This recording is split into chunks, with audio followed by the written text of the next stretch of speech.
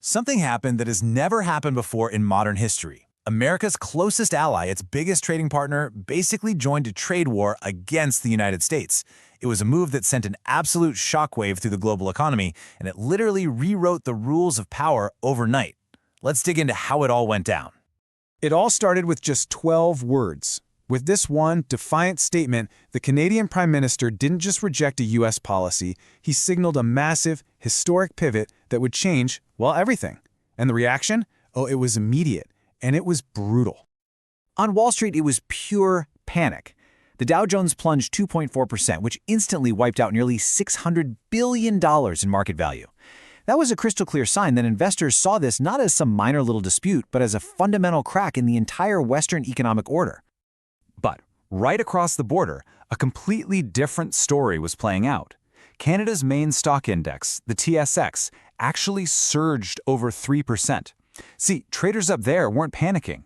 They were betting that Canada had just secured its economic future, totally independent of its southern neighbor. And if you needed any more proof, look no further than the currency markets.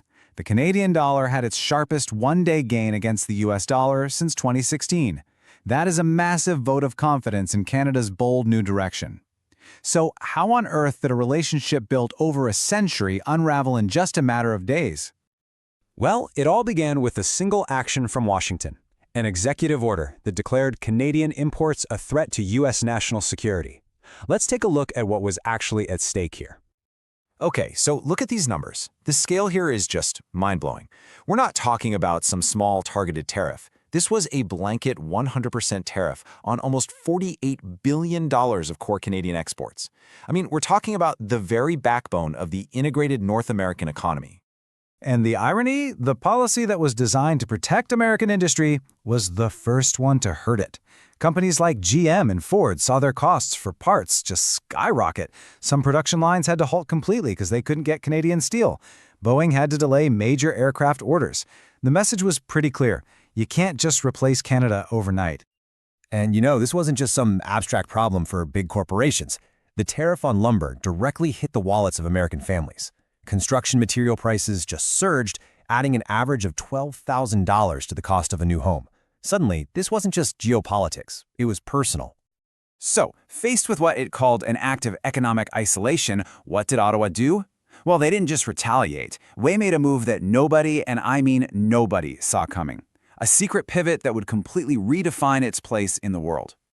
So, while everyone in Washington is celebrating their America First policy, a quiet, unlisted government jet took off from Ottawa. Its destination? Beijing. And the mission wasn't just about diplomacy. It was about pure economic survival. What happened behind those closed doors? Well, it would change the global balance of power. And what came out of that meeting? This, a staggering number. A $200 billion 10-year economic alliance. And let's be clear, this wasn't just a simple trade deal. This was a deep structural partnership linking two of the world's largest resource and industrial economies. So what's actually in this deal? Well, let's break it down. You've got long-term energy security for China with Canadian natural gas and uranium. You have food security with billions in agricultural products. And then, critically, there's a $25 billion investment from the Asian Infrastructure Investment Bank to upgrade Canada's Pacific ports and railways, making sure all those resources could actually get to market. Now, to really get a sense of how massive this was, just compare it to Canada's landmark trade deal with the European Union, CETA. Now, CETA was a huge accomplishment, right? But this new alliance, it just blows it out of the water. It fundamentally rerouted Canada's entire economic focus away from the Atlantic and over to the Pacific. So, this deal wasn't signed in a vacuum. The news didn't just land in Washington. No, it sent tremors through every major financial and political capital in the world, sparking real fears of a huge systemic realigned. All of a sudden, the very bedrock of Western unity looked fragile. You had NATO ministers holding emergency calls. The European Central Bank was warning of an unprecedented realignment in trade. For the first time in decades, the G7, the club of the world's leading Western economies, was an open crisis. And you could see the fear, plain as day, in the market data. Investors fled to the safety of gold. The U.S. Treasury yields curve inverted, which is a classic sign that investors are bracing for a recession. And back in the real world, in the U.S., the impact was calculated. An estimated 450,000 American jobs were now at risk because of collapsing trade with Canada. But what's really fascinating here is how this single event was seen in two completely different ways. North and south of the border, the exact same facts produced two totally opposing narratives. In Washington, the narrative was clear. This was betrayal. You heard words like turncoat and fracture of trust all over the news. The view was that Canada had just abandoned a 70-year partnership to go side with a geopolitical rival. But just across the border in Canada, a totally different story. This wasn't about betrayal. This was about survival and independence. The feeling was that after decades of living in America's economic shadow, it was time for Canada to finally stand on its own 2 feet. And look, this wasn't just some top-down government spin. Public opinion was firmly behind this move. A poll from the University of Calgary found that a huge majority of Canadians, we're talking 72%, supported reducing their country's economic dependence on the United States. The government had a clear mandate from the people. So this wasn't just about a trade spat anymore. This single crisis started pushing a much deeper, long-term change in the global economic order, and it was a change that analysts were already starting to give a name to. The International Monetary Fund actually called it the Northern Belt.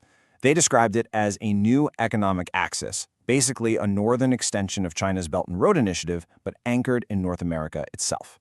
The important thing to get here is that this was seen as a systemic, permanent change. So, what does this new system actually look like in practice? Well, it's a 4-step process, really. First, Asian capital starts funding Canadian mining for things like lithium and uranium. Then, all those resources get shipped west, not south. Third, the old integrated North American supply chain gets replaced by a trans-Pacific one. And maybe most importantly, global money starts to follow the resources, moving away from U.S. debt and towards Canadian commodity-backed assets.